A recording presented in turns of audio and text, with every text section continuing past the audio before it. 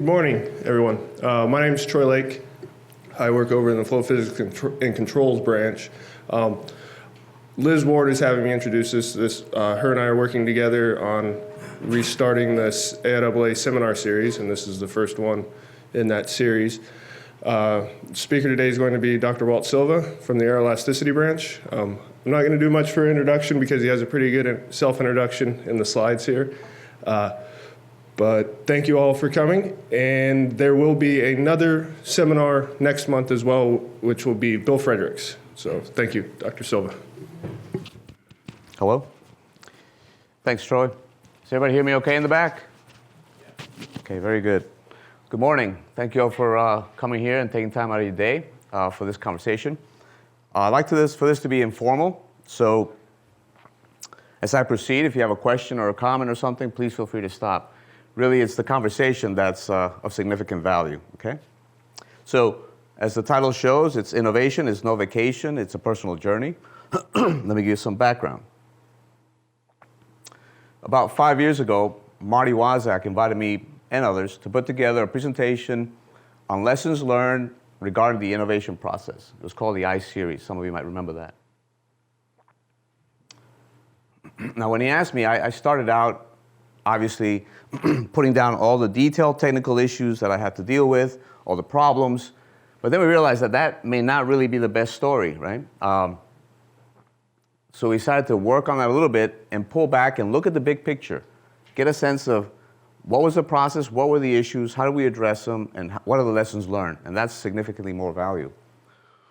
So the result is a personal story with some hopefully helpful insights and strategies. So I'd like to thank Marty Wazak for getting me started, and Liz has invited me to present this to students and visitors at least once a year. I show this to several visitors, and it's really great feedback and good discussions. Presented at other organizations, excuse me, as well. Wichita State, Troy invited me there a couple of years ago or so, and that went really well. So let me make a few clarifications right off the bat. This is not a technical presentation. I will mention some technical issues, big picture scenario type stuff, but rather it's my perspective regarding the innovation process, the innovation environment, and my own lessons learned, again, based on my personal experience. Clearly, technical rigor is crucial, as is the ability to revisit and or question established concepts and techniques. Now, there's several important technical misconceptions and misinterpretations had to be addressed, things that deal with continuous time versus discrete time, classification of systems, mathematical models, and so on, but that's really for another conversation. But it's extremely important to realize that without a fertile environment and the right attitude, technical innovation simply cannot grow. Okay, it's just not going to happen. So, as you can see here, I started my career working at Grumman Aerospace in Bethpage, Long Island. You might hear the New York accent every now and then. I live in Virginia, but the New York accent is still fairly strong every now and then. It was a great time to be at this company. That's the X-29 forward swept wing. For those of you not familiar with it, that was not a mistake. That was intentional to have the wing swept forward. Anybody know why?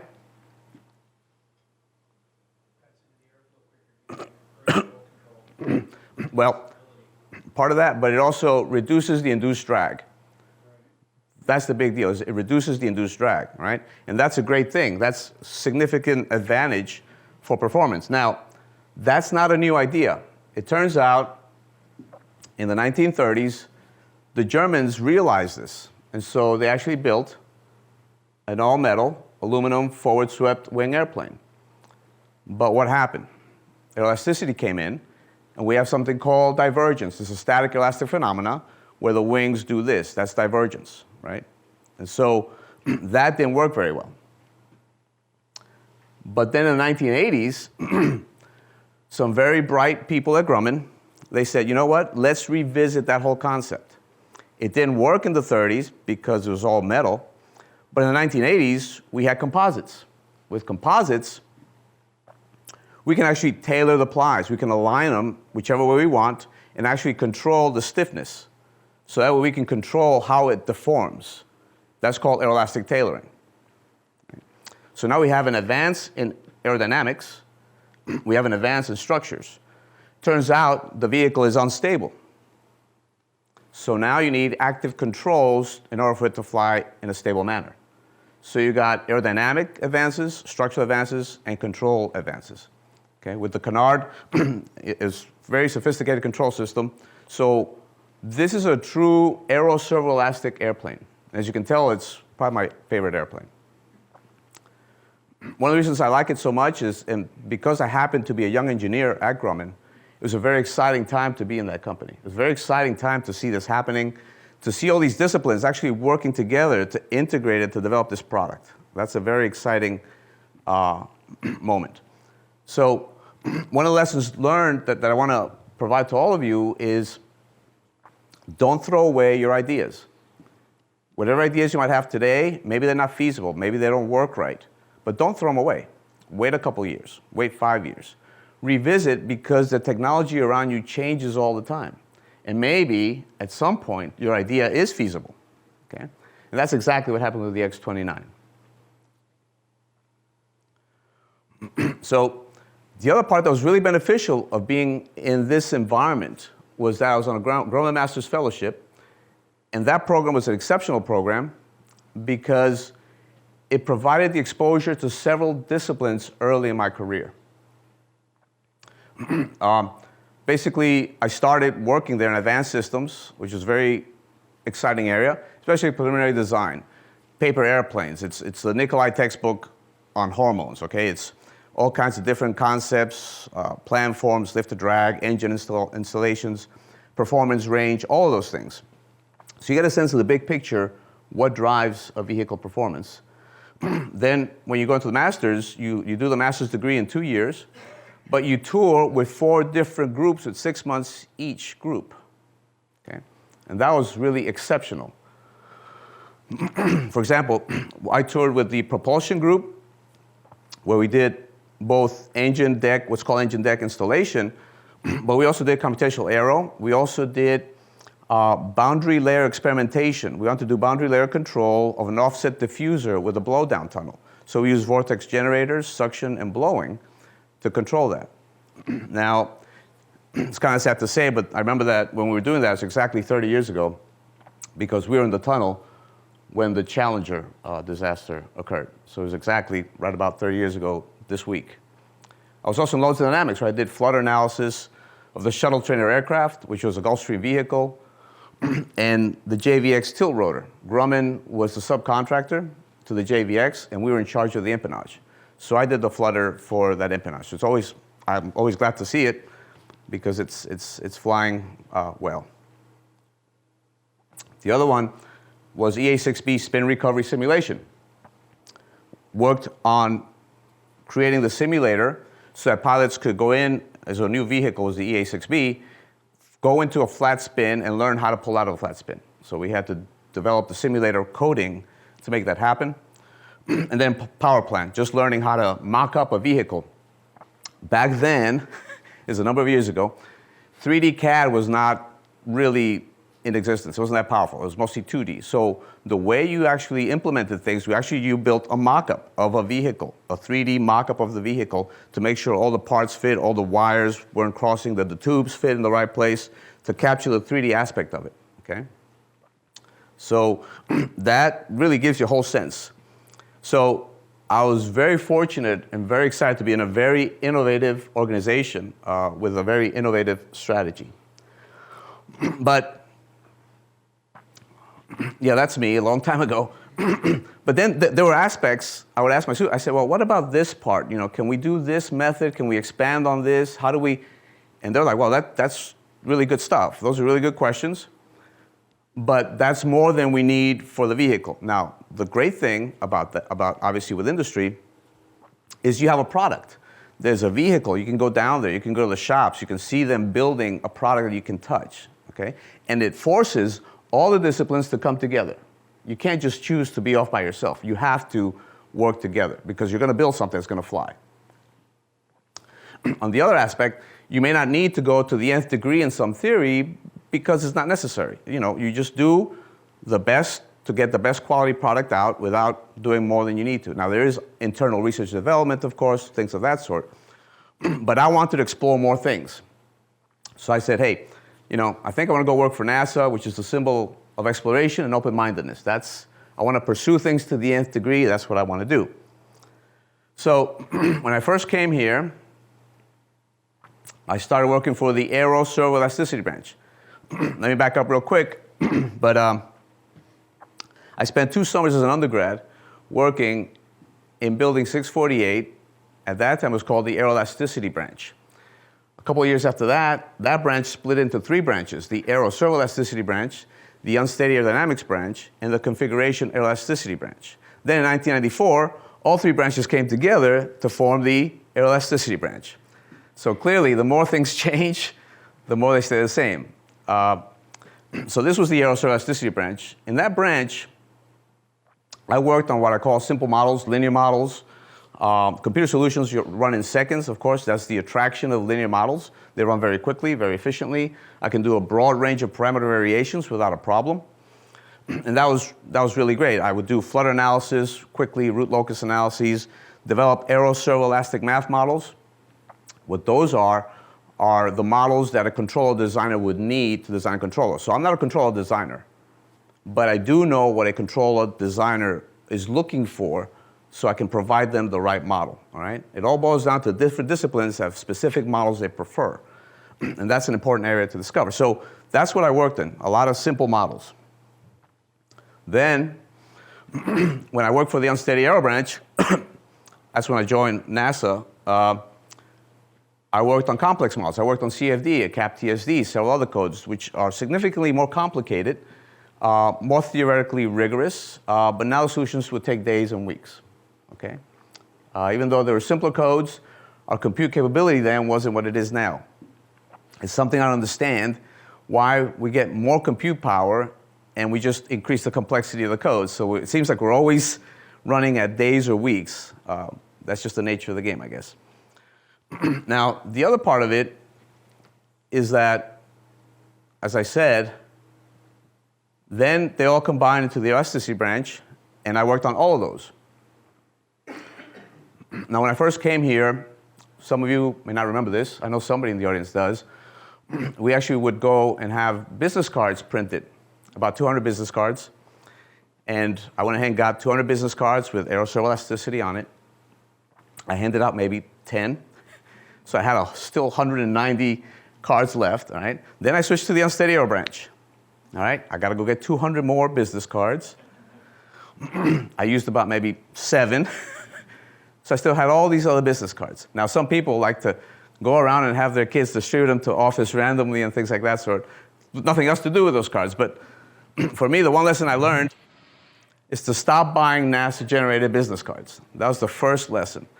Then desktop publishing came in. I'm going to give you a sense. This is a long time ago, folks. So you just start printing your own business card, and anymore, people just need your coordinates with regards to email, phone number, or whatever. So given the fact that I worked with these variations of models from the very simple, rapid throughput to the more complex models, I had an idea. This was my idea. I said, well, we have simple models on one end, and then we have complex models on the other. And it seemed to me these worlds were never talking to each other. These worlds were 2 very different worlds, and I saw that firsthand because I lived in both of those worlds. I said, is there a way to build a bridge to get the benefit of the simple models with the theoretical rigor and maybe higher physical sophistication from the complex models? And yeah, that's me crossing that bridge. And so you know, I did make it across all the way without falling to the water, so that answers your question. So when I brought up this idea, let me tell you, the reaction was a huge surprise. The reaction I got was, no, you need to stop. This is impossible. This is ridiculous. This is not going to work with these models. We've never done this before. This is not how we do things. It was a bit shocking to me to be honest. And to this day, it still took me some time to figure out what's happening. Now, there were a lot of things happening, and it's taken some time to look back and kind of sort through all those events. And I think I've sorted it out and got some ideas for you, and so hopefully it'll help you, because if you want to innovate, if you want to try something new, I guarantee you're going to run into some resistance, and some of it is okay. I'm going to talk about that, okay? So what I was running into really actually has a name. It's called the creative conflict. On one hand, you have the experts, the traditional theory, the pyramids, okay? You know, this person or this expert or this code has been here for 800 years. This is the way we've always done it. This is the way we'll always do it for the foreseeable future. So I don't want you, young whippersnapper, coming along with your iPad now, trying to shoot me down, okay? This is normal. There's going to be some sort of conflict, but what happens is how that conversation evolves and how you manage it is what's really important, and that's what I want to talk about. During that time, I felt very uncomfortable. It was a very difficult time for me personally in my career. It was a very frustrating time, and that's where the no vacation title comes from. I actually considered leaving, moving on, going somewhere else, because the conversation was not what it should be, and I'm going to talk about that as well. But instead of leaving, I said, no, you know what? I'm not going to do that. I'm a very stubborn person, and I said, okay, no, I'm going to focus on the science. I'm going to do the work. I'm going to do the research. I'm going to go get my PhD, figure this out, and get the answer one way or another. So that's what I did. I decided to pursue the PhD to better understand the problem. Now, one very important aspect is that I had full support of my management at that time. If that had not been the case, I don't know what would have happened. This technology may never have been developed. I wouldn't be here talking to you about it. So it's very important that there is some level of support. It's okay for you to take on the whole world, but there still has to be some level of support because you can't take it all on yourself. Okay. So let's talk about the PhD. There was another step in the process that was really interesting. And again, a lot of these things have become clearer as I look back on these processes. In the time, in the moment, there was a lot of emotion. But now as time has gone by, you can look at things with a clearer eye. So I got my BS in Aero at Boston U. I never picked up the Boston accent. I don't pack the car, right? I got my MS in Aero from which to be Polytechnic University, which is now NYU. That was in Long Island, so forget about it. You know what it's the New York accent, right? So obviously, the next logical sequence is, all right, well, go for your PhD in aerospace engineering. I started looking at different programs and seeing what they offered. And it just didn't offer what I felt I needed to get the work done for the research I had in mind, okay? This is great if you know what you want and if it's right up your alley and everything, that's perfect. I'm not saying this is bad, this is great. For me, it wasn't. I said, no, I don't see these programs giving me what I want. There's significant areas that were lacking. I wanted to look at different disciplines, different courses, different theories. So I said, I'm not going to do that. I'm not going to follow the traditional or the expected path. So instead, I said, I'm going to go for my PhD in applied mathematics. Why?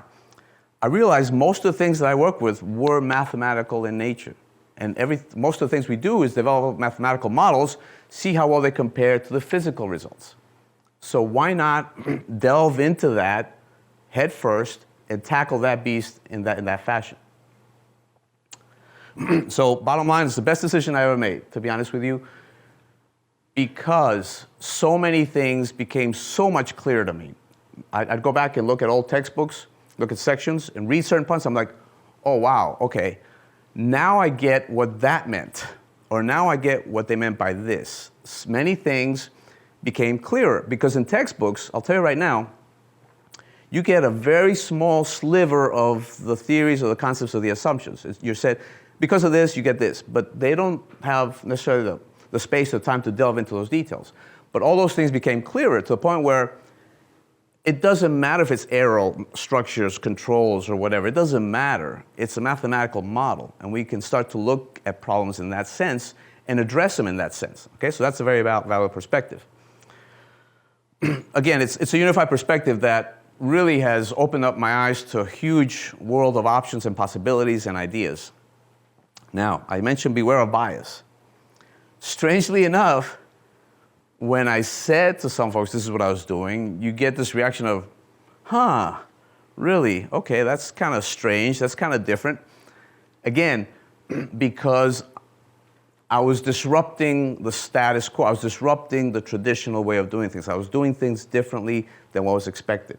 I was changing things a bit, and that makes people uncomfortable, all right? So, let me say it right now, I'll say it many times. If you want to innovate, if you want to push the envelope, if you want to pursue something, you're going to make people uncomfortable. Just face up to that right now and be ready. If you're okay with that, and we'll talk more about that, be aware that that's what's going to happen. So when you stop and look at that, I started looking into different quotes and different things, and this is one quote that really caught my eye.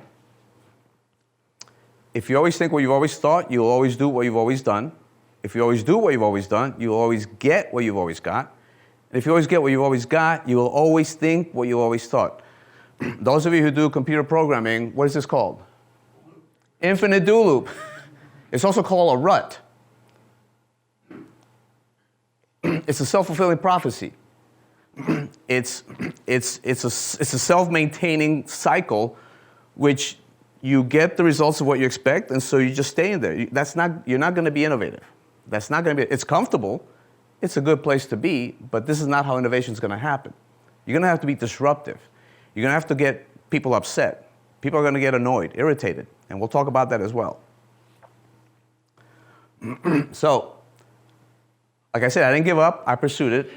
Had it not been for my stubbornness and persistence, this idea would have been abandoned. Okay. I had to overcome several conceptual barriers, and that was the hardest part of the process.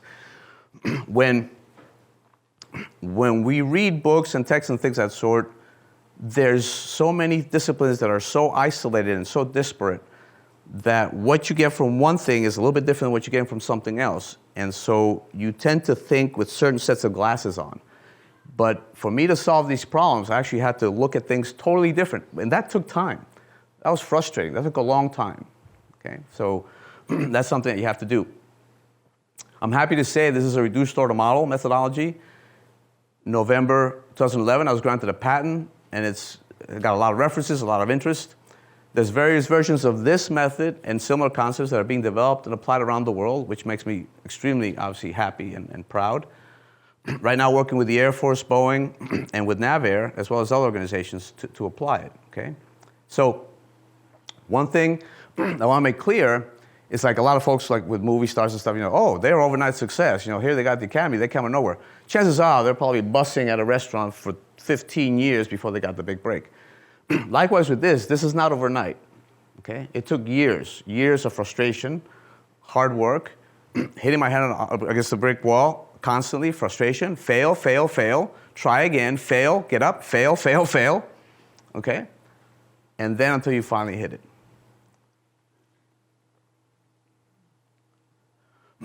So, what is my concern here is that it is quite possible that as we become experts, we become entrenched in what we know and what worked for us at the expense of what we can learn and what might also work. Okay, so my concern here is that, okay, I came up with an idea, but now I'm going to start to be, I'm an expert in certain areas, and as I become an expert in those areas, am I also going to become like those pyramids? Am I going to be the kind of expert that will start shutting down innovation because I see it as a threat? Now, whether I see it as a threat consciously or unconsciously doesn't matter, okay? But am I going to become that same type of person? And that's what we have to fight. I think that's a fight that I've never heard anybody talk about, but that's a fight that we have to address. Now, let me go back to the discussion. As scientists, as engineers, mathematicians, researchers, whatever, we are obliged to take criticism. Okay, we have to live in a world where we have to see here's what I'm doing, and we have to be ready to accept the criticism. Okay, that's part of our work. It has to be peer reviewed.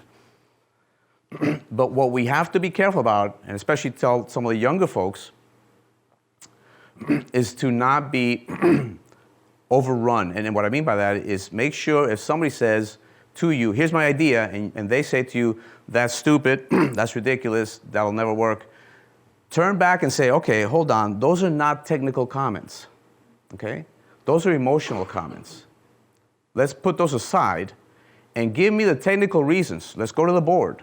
Mathematically show me why this will not work. Or physically show me why it will not work. Don't just tell me it's stupid or it's silly or we don't do it that way. All right? So that's my biggest recommendation for you is if you encounter that environment, is you need to be able to step up and say, now, if there's constructive criticism, by all means, bring it on. That's great. But if it's a vague criticism that makes you feel uncomfortable, then you got to address that right away. And I'll talk about that as well. You have options. You have two extremes. One extreme is, if that person says, no, that's silly, that'll never work, you can accept it, put your head down, walk away, and never pursue this idea. That's one option. The other option is you say, I don't like that person, I will never interact with that person, I don't want to hear what that person has to say. That's the other extreme. The harder part, and probably the best solution, is to manage that difference. Talk to that person, figure out where they're coming from, understand their biases, and work with them to help understand what is the core issue that they have with your idea. So the challenge to all of us is we need to be able to become experts while also having a fresh, let's call it naive, view of technologies. So in some sense, these are opposing requirements, right? So this can be very difficult to achieve. So on one hand, I have to put on a hat where I'm an expert. I look at elasticity, unstable dynamics, and methods. But on the other hand, I don't want to become so much of an expert that I might actually be shooting down or destroying innovation. You got to be very careful about that. So for the young folks, the young professionals, it's your job to be persistent, to do the work, to show the reasons why your method works. You can't just say, I like this, and so therefore I think everybody should like it too. That's not acceptable in our world of science, okay? At the same time, though, you do have the right for people to give you technical critiques. Not emotional, they should be technical. We're a technical organization, and we're evaluating technical content. But we're humans. We're human beings, and so there's going to be emotion associated with things. If we feel the pyramid that I spent 7,000 years building is threatened a little bit, that's going to stir up some feelings. And then those feelings are going to be masked by some sort of rationale that, well, that's not how we do it around here. Okay? Yeah? How did you manage the time to work on your idea? Was it more of part of a program support, or you spend a lot of personal time working on it, or you manage some of your time during the day working on your idea? That's a great question because, as you all know, the infrastructure has changed over the years. When I first started this, the branch had decided everything. The branch had decided what work you did, if it support you or not. It was the branches decided what work was done. There were no projects, there were no programs. And so if I had branch head support, that's all that I needed. As it evolved to projects and programs, I had done a good bit of the foundational work. I had to then obviously justify it, but you have to do the work of justifying it to the projects and programs, saying, look, this is going to be beneficial to everybody. This is going to help you do something quicker, something better, something faster. It's going to give you more insight. So you also have to be an advocate. You can't just be in a corner doing great work. You've got to be able to put on a different hat and advocate for the work and show that there's value to what you're doing. And I've been able to do that over many projects whose names have changed to protect the innocent. And so I've been able to do that because there's value here. And if you can show people there's value, then it's obvious. Okay? But that's a tough thing to do in some environments. So I get that. Now, what we got to remember is that if somebody comes to you with an idea and you've been here for 800 years or you're the senior expert in discipline X, they say, I got this great idea. Oh, that's stupid. Don't even bother with that. Boom. Whose dream did you just destroy? Whose idea did you just obliterate? How do you know you might have affected innovation for a lasting effort? This might have been a fantastically incredible idea, but with your words, you just wiped that and delayed it. And maybe somebody else in some other part of the world is going to come up with that idea, which could have been here. Okay? So, I have the privilege of working with lots of students over many years. I also teach outside of NASA, and I enjoy that also because that's one way that keeps me fresh. When I teach, I'm also learning, and the students keep you on your toes. So that's how I personally am fulfilling my role of being an expert in an area while still trying to be a student in some sense. As many of you know, what's the difference, right, between a professor and a student? One lecture. Right? If you think about it. So when I work with students and they come to me and they have an idea, they say, hey, how about if I try this? I mean, I'll be honest with you, I'll have a gut feeling. I have a gut feeling that, well, I don't think that's going to work. But I don't say that. I hold myself back and I'll say, you know what? Go ahead and try it. Because really, what's there to lose? If they go and they try it, if it doesn't work, guess what? They've learned something, and I've confirmed some gut, intuitive feeling within myself about that. Or, if it does work, then now we've both learned something new. There's nothing to lose, is what I'm trying to say.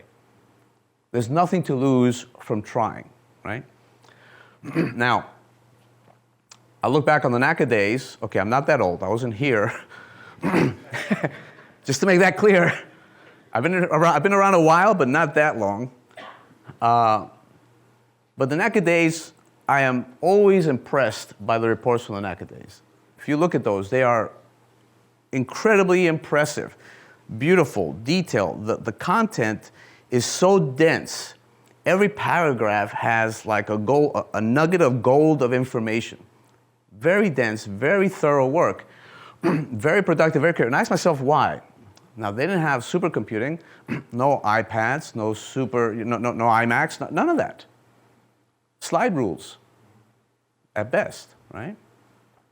So what I mean to say here is that sometimes we tend to think that more technology will make us more creative, and I don't agree with that. I love technology as much as the next person. I run supercomputers, iMacs, I love all that stuff.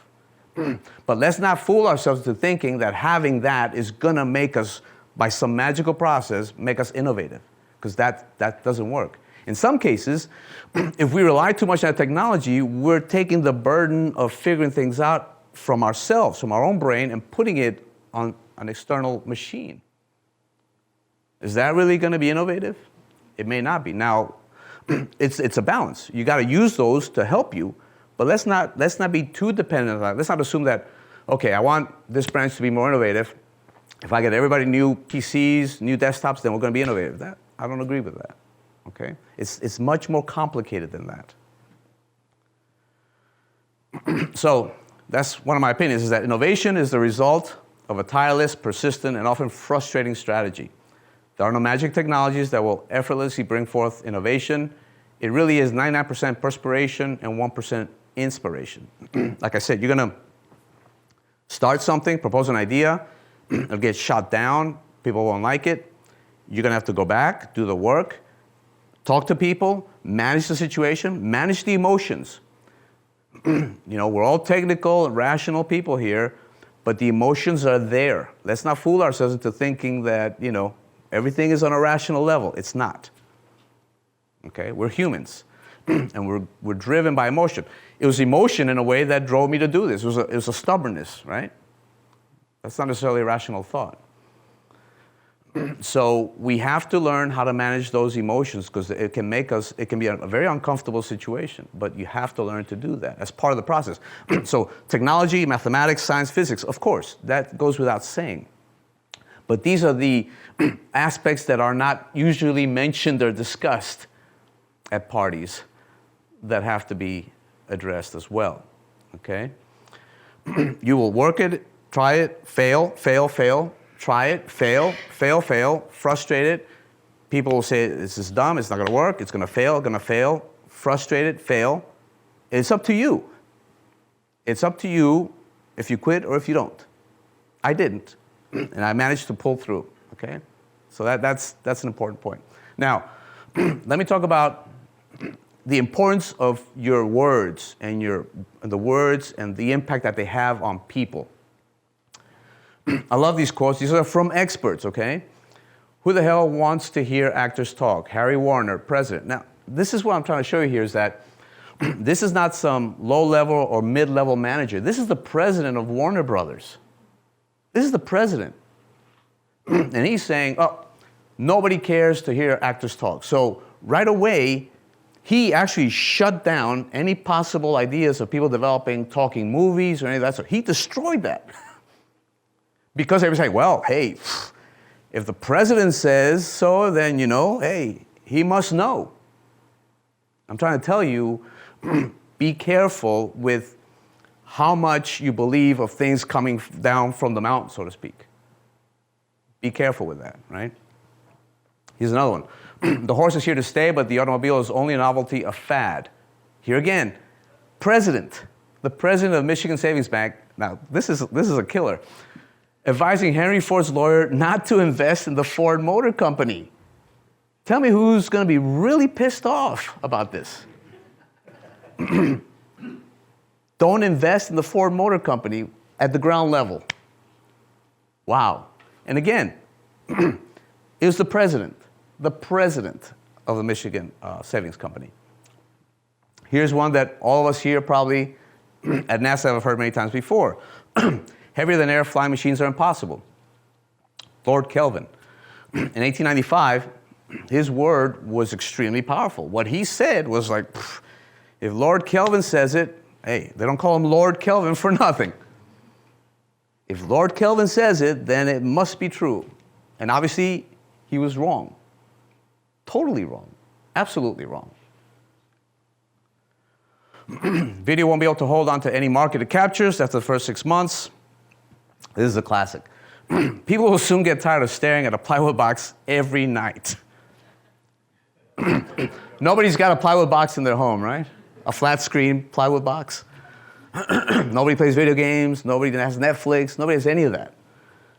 This is Daryl Zanuck. Again, not a low-level manager, not a mid-level manager. He's the head of 20th Century Fox movie studio. Okay? Scary. This is terrifying. When you think about this, now you're going to start to think, oh boy, oh crap. What did I say to somebody back 2 years ago? I told them, oh, that'll never work. Oh boy, did I mess something up? Did I kill innovation? Did I destroy some good idea that could have germinated into something fruitful? So here's other quotes that are maybe helpful to guide you through this process. It's easy to come up with new ideas. The hard part is letting go of what worked for you 2 years ago but will soon be out of date. I have to deal with this myself. Reduced order models are growing popularity. They're seen in all conferences, everywhere, a lot of people are interested, and I'm still developing it. I'm still learning from it, but I'm not going to make it like it's the end-all be-all because it isn't. I got to be realistic and realize that I'm not going to build a pyramid around this. I want to be flexible. I want to be adaptable. I want to be able to change, okay? There's a way to do it better, find it. Creative activity could be described as a type of learning process where teacher and pupil are located in the same individual. That's one of my favorites. You have to be a teacher, but you have to be a pupil. Don't ever let go of that. Sometimes when you become an expert, you tend to forget the pupil part, and you say, I'm an expert. I've been here 800 years. I know it all. I've been through it all. People ask me. I tell them, that works, that doesn't work. Be careful with that, all right? That can cause a lot of damage. Innovation, a new idea, by definition, will not be accepted at first. Be ready for that. It takes repeated attempts, endless demonstrations, monotonous rehearsals before innovation can be accepted and internalized by an organization. This is 100% true all the time. No exceptions. It calls for courageous patience. The one on top is also interesting. The other one I like is, in every work of genius, we recognize our once rejected thoughts. I'm sure nobody here stays up late at night, sees infomercials, right? You see those blankets with the arms or those weird gadgets, and you're like, oh crap, I thought of that. I had an idea similar to that one time, right? That happens. We have ideas, but we ignore them, or we toss them aside and go, that'll never work. Who am I? I can't think of that stuff. So don't do that. If you have an idea, silly, stupid, write it down. Write it down. It can't hurt. Okay? It definitely cannot hurt. This is great. Nothing is so embarrassing as watching someone do something that you said could not be done. A couple years after that intense environment that I was under, and after I went back and did the work and showed and proved that this works mathematically and physically and scientifically, I did the work and proved that it does work.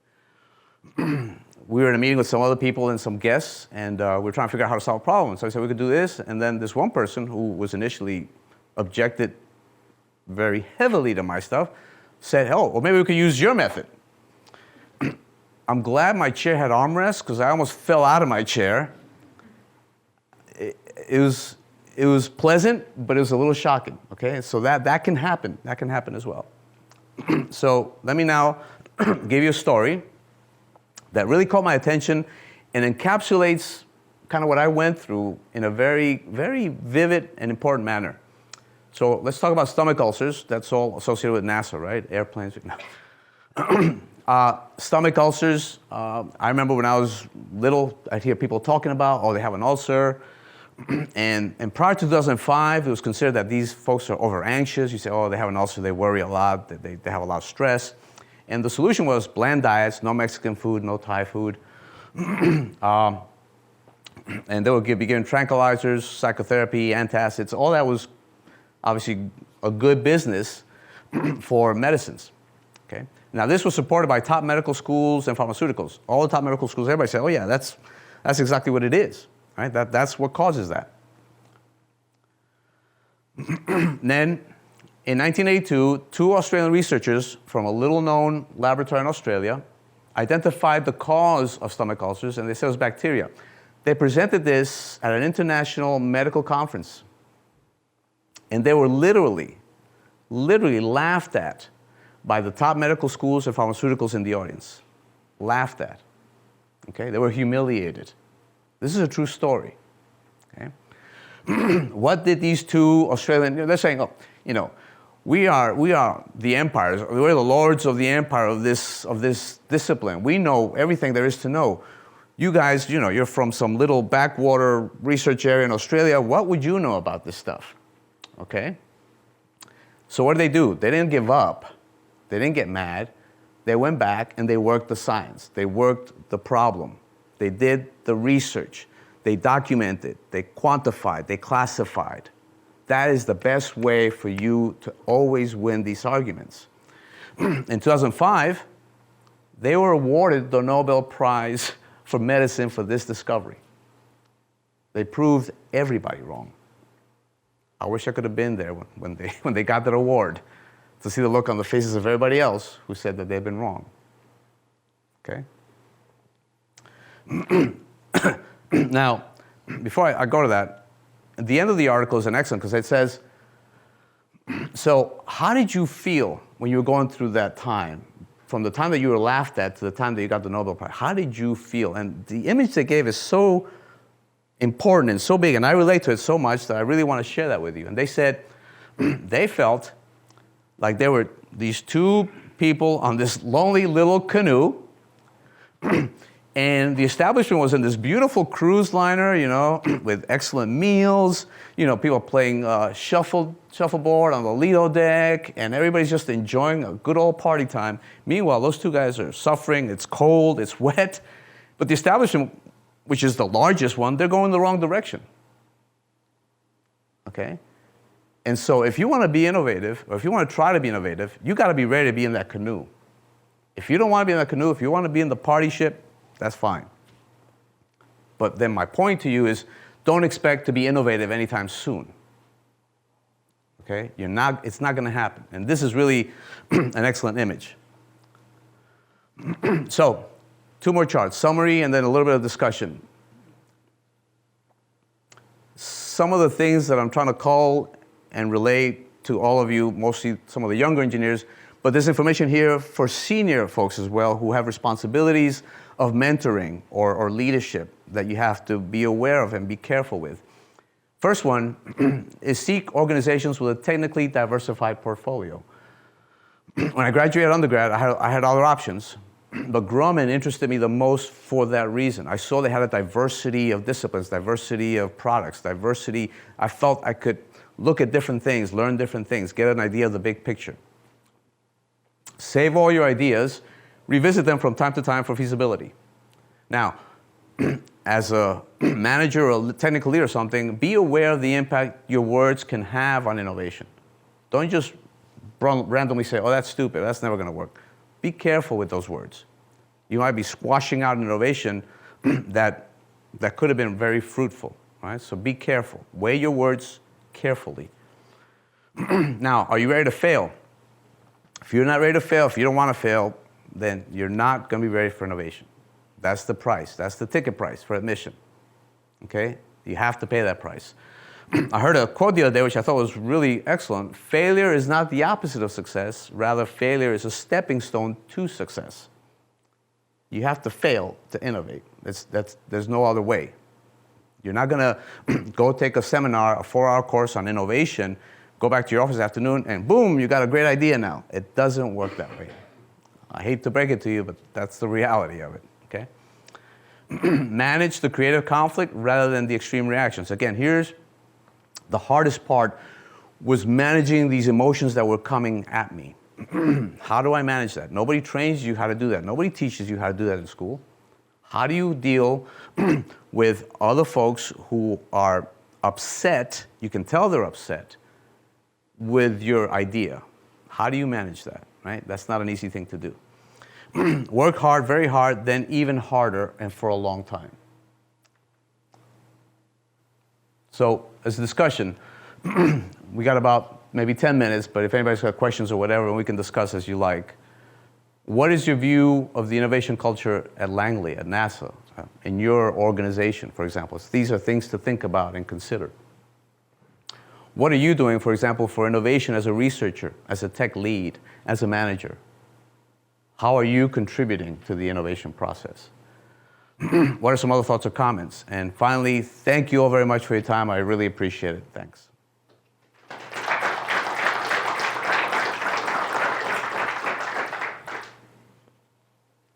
Yeah.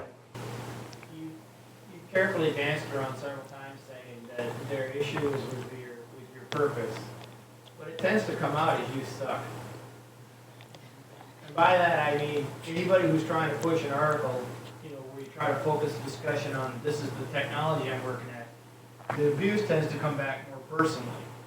And I was wondering how you mitigated that, whether you get eye twitches or stay up at night or.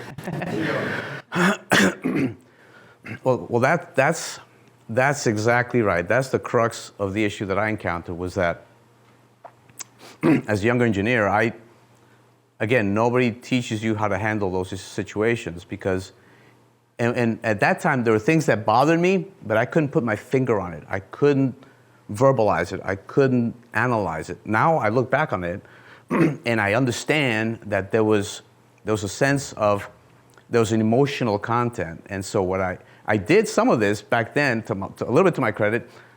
It was hard, but I did try and say, okay, I understand you don't think it's a good idea, but why don't we go to the board and show me. Let's derive the equations together and show me where I am failing. Show me where I'm wrong. I'm open to be wrong. I welcome criticism.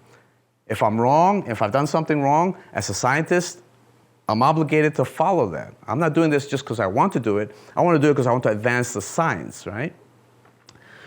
So what I tell folks is to demand that you get constructive criticism.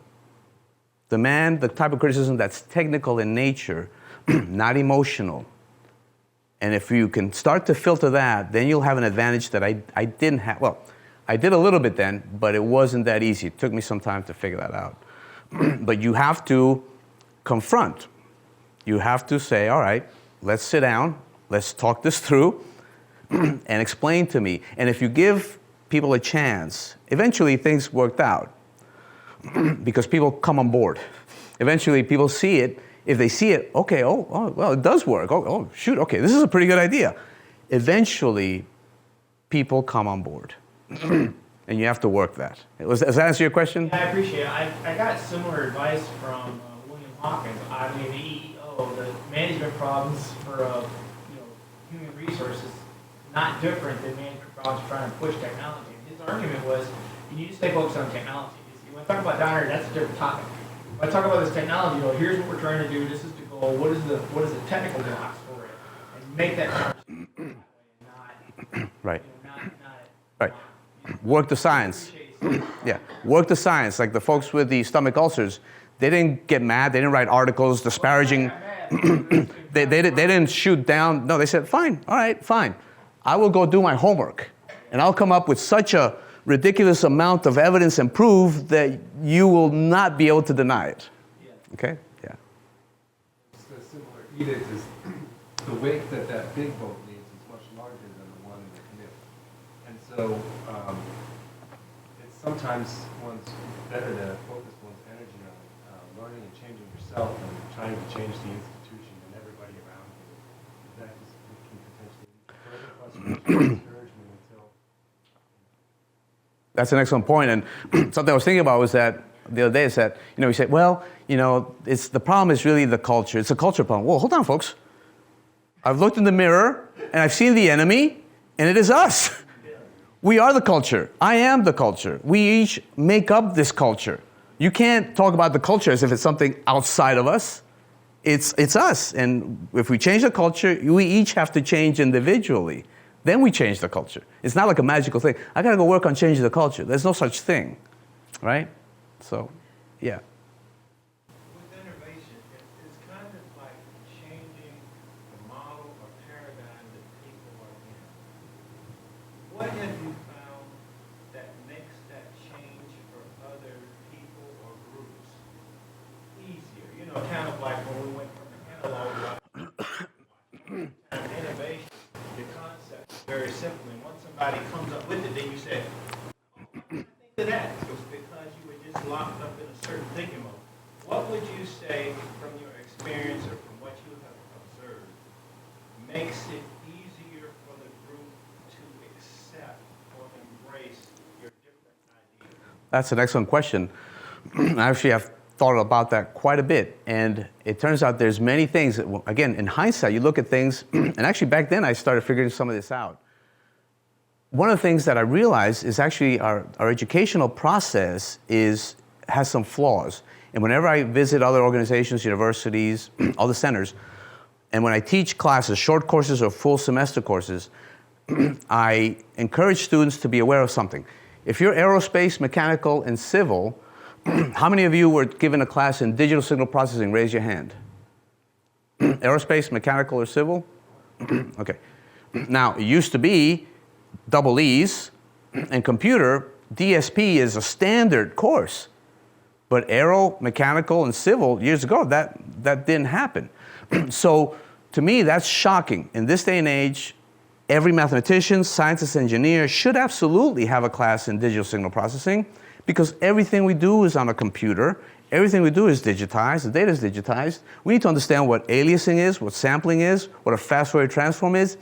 And actually, back to your question, one of the barriers I had to overcome was that we were tending to think of some methods in the more classical style, the analog style. I don't want to bring stuff up, but anybody remember the Dirac delta function? Remember that fun function? Remember, which is a function that looks like this, with an epsilon that goes to 0 as the amplitude goes to infinity, but whose integral is 1. That's an excellent function, right? Anybody, who wants to use that on a code? How do you begin to use that? You can't. And one of the biggest conceptual breakthroughs that I came up with is, wait a minute, why am I trying to apply a continuous time theory, which is the Dirac delta function, works beautifully for partial differential equations. That's perfectly for that. but it's not suited for a digital discrete time system. A CFD code is a digital system. It's a discrete time system. And I was trying to apply a continuous time concept to digital. So in answer to your question is, the first thing we need to do is have a level playing field so that everybody is up to date, up to speed on the latest technologies, okay? Another one that's really interesting that I came across was that some mathematicians were studying orthogonal functions that have compact support. What that means is that these are orthogonal functions. Sines and cosines are orthogonal functions, but they go on forever and ever. They're periodic. So, but there are functions that are orthogonal that do not go on forever and ever, and those have benefits, but those are difficult to derive. Well, people have been deriving those, and they're called wavelets. All right, so in the 80s, those came out.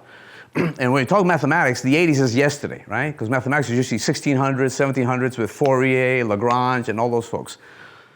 Okay, well, that's in mathematics. Well, it turns out, if you look at CFD, the multi-grid method, which looks at coarser and denser grids as a way to reduce error, those methods are actually related to the wavelet mathematics.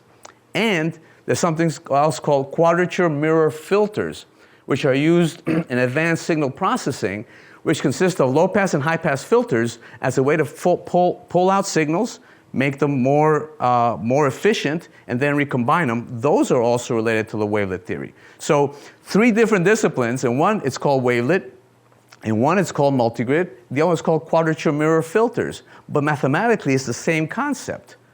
So if we get everybody on the same page to understand the newest technologies, the newest ideas, then I think the discussion about innovation becomes easier. Because the battles I had to fight were discrete time systems versus well-established, well-entrenched, continuous time theories like Dirac. And if you look at textbooks now, I'm finding errors or misconceptions or misinterpretations when you look at it from a discrete point of view. So that's a really good question. Does that answer? Yes. Okay. Yeah. So at NASA we have the Center Innovation Funds, which is kind of an effort to try and stoke that kind of innovation. Do you see that effort as how effective that effort is, and if there's more that headquarters and the center can do to push that? To be honest, I haven't interacted with it that much. Many years ago, I did interact with that activity, and we did have a couple of workshops on nonlinear system identification, nonlinear experimental analysis, and several other things. And so I got funding for that then. So I think it's a good start. I think there's potential there. I think there's always room for more. I think we should have more of those things because you might try 50 ideas and maybe only 7 become fruitful, and that's okay. We need to accept those numbers, but sometimes we're not. If we want to propose 10, we want 9 of them to work, and to me that's not necessarily realistic. So increasing the space we look at is obviously, in my opinion, is going to increase the level of innovations and ideas we get. So I think it's a good start. I haven't been in contact with it lately too much, but in my opinion, we can always use more. Okay. Any other comments or questions? Yeah.